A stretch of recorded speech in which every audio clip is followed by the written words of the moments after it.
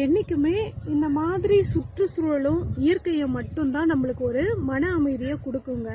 ஆனால் இப்போ இருக்கிற இந்த ஸ்பீடு லைஃப்பில் நம்ம இந்த மாதிரி ஒரு சூழலை வந்துட்டு பார்க்க முடியல.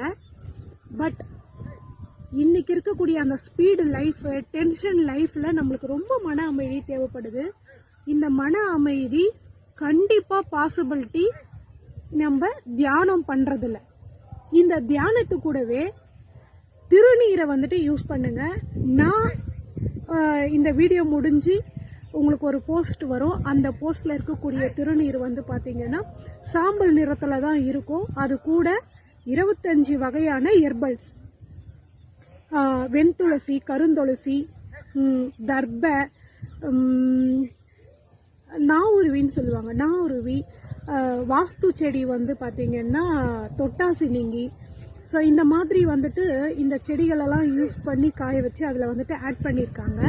இதை நீங்கள் தினம் லைஃப்பில் வந்துட்டு ரொட்டீட்டாக உங்கள் நெத்தியில் வைக்கும் போது உங்களுக்கு இருக்கக்கூடிய தலைவலி, ஒத்த தலைவலி, கண்ணில் வந்துட்டு நீர் கோத்துக்கிறது, பித்தம், வாதம், இது எல்லாமே வந்துட்டு பரிபூர்ணமாக சரியாகுங்க.